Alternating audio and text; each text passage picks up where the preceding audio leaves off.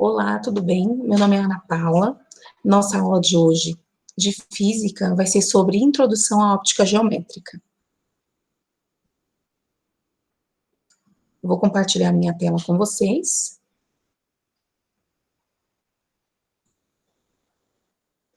Para que a gente possa retomar aí um pouquinho esse conteúdo.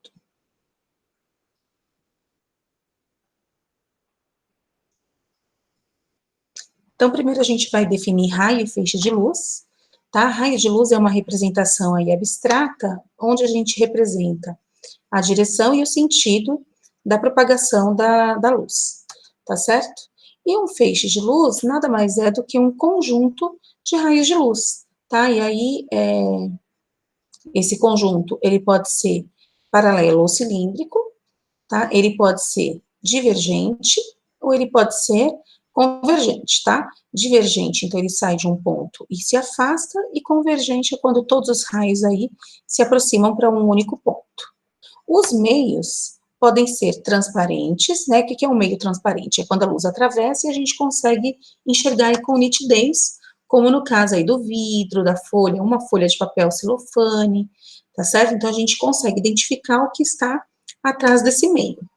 Pode ser translúcido, no translúcido a luz atravessa, porém a gente não consegue identificar, que é o caso do vidro jateado, ou então tijolo de vidro, aquelas telhas translúcidas, tá? E o meio opaco é quando a luz não atravessa. Então, a parede, um outro objeto qualquer, tá certo? Onde a luz ela não consiga atravessar, ela é classificada como meio opaco. A fonte de luz, ela vai ser classificada em primária ou secundária, tá? Então, quando que uma fonte de luz é uma fonte de luz primária? Quando ela emite luz própria. Então, aqui eu tenho o caso, né, do sol, das estrelas em geral, uma lâmpada acesa, a chama de uma vela, tá certo? Então, são exemplos aí de corpos que emitem luz própria. Já uma fonte de luz secundária, ela é secundária por quê? Porque ela reflete a luz recebida por uma fonte de luz primária. Então, eu tenho a lua, eu tenho o quadro negro, uma árvore, tá? E os objetos que a gente tem aí à nossa disposição que não emitem luz própria. Então, eles serão chamados de fonte de luz secundária. Toda a parte da óptica geométrica que a gente vai trabalhar, eles têm como norte aí esses três princípios da óptica geométrica. O primeiro princípio é a propagação retilínea da luz. Então, o que que diz, né, esse princípio? Que nos meios transparentes, homogêneos e isotrópicos, tá, isotrópicos é quando ele é transparente, independente da direção que a gente olha, a luz, ela sempre vai se propagar em linha reta. Então, aqui eu tenho, ó, um exemplo do eclipse solar, tá? Eu tenho a sombra, então a sombra, gente, é uma evidência aí da propagação retilínea, tá? Se a luz não se propagasse em linha reta, ele conseguiria aí fazer a curva e a gente não teria sombras. E aqui a câmera escura, tá? Que é o princípio de funcionamento daquelas máquinas fotográficas antigas. Então, como a luz se propaga em linha reta, olha só, eu tenho uma inversão aí no fundo da câmera, tá certo? Tudo bem? Então, o nosso olho humano também é assim, né? Então, a luz do objeto entra aí pela nossa pupila e ela vai ser projetada de forma invertida na nossa retina, tá? Então, isso acontece também por conta da propagação retilínea aí da luz, tá certo? Quem vai fazer a correção é o nosso cérebro, tá certo? O segundo princípio é o da reversibilidade da luz. Então, o que que diz, né, a reversibilidade da luz? O caminho que a luz leva, né, para ir é o mesmo caminho que ela leva para voltar. O caminho da ida é igual ao caminho da volta, tá? Então, aqui eu tenho o exemplo de uma pessoa num carro olhando pelo retrovisor. Então, se ela consegue enxergar alguém por reflexão nesse espelho, a pessoa também consegue enxergar, né, a outra aí por reflexão, por conta desse princípio da reversibilidade. Então, o caminho da ida é o mesmo caminho da volta. E o terceiro princípio da óptica geométrica é a independência dos raios de luz. Tá? Então, quando eu tenho dois raios de luz aqui que se cruzam, tá? Eu tenho uma interferência aqui no meio, porém, cada um vai seguir o seu caminho independente do outro, né? Aqui é a mesma coisa, tá? Então, eu tenho aqui, né, os canhões de luz jogando luz. Então, quando eles se cruzam, eu tenho uma interferência, porém, cada um continua aí o seu caminho, tá? independente aí do outro.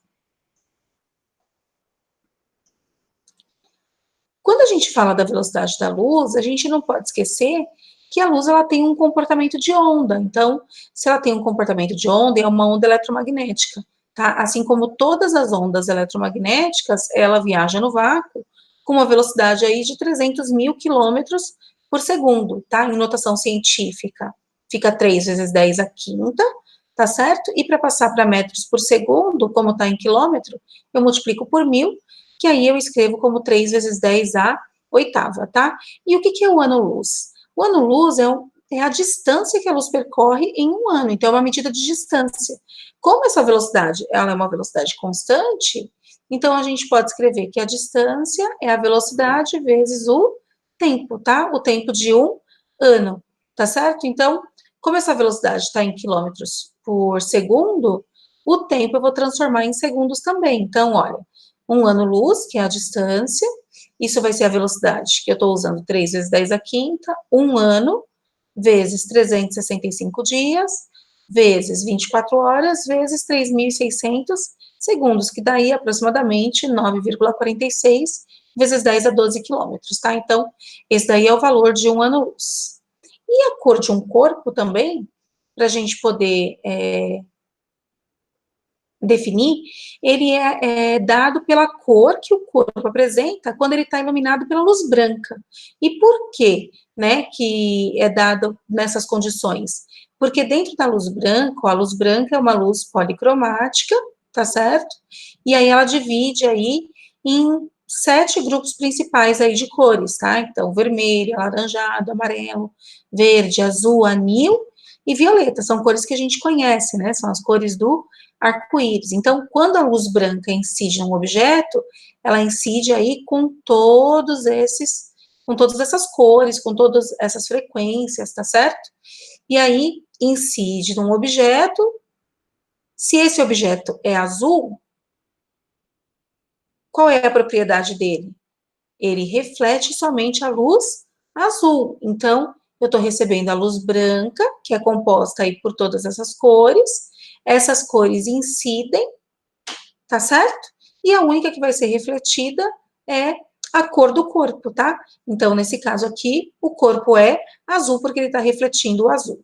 E aqui, ó, está sendo iluminado pela luz branca, a gente sabe que na luz branca eu tenho todas essas cores, então, esse objeto é verde porque quando ele está sendo iluminado pela luz branca, ele está refletindo o verde, ok?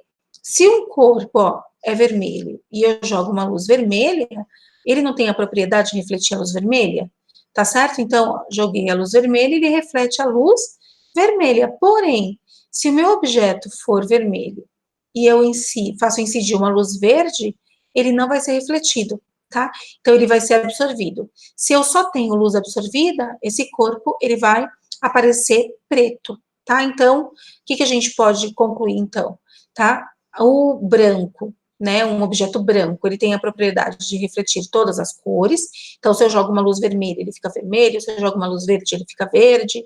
Um objeto vermelho, ele tem a propriedade de refletir somente a luz vermelha, então se eu jogo a luz branca, ele vai ficar vermelho, se eu jogo a luz vermelha, ele vai ficar vermelho, se eu jogo a luz verde, ele fica preto, se eu jogo a luz azul, ele fica preto, tá bom?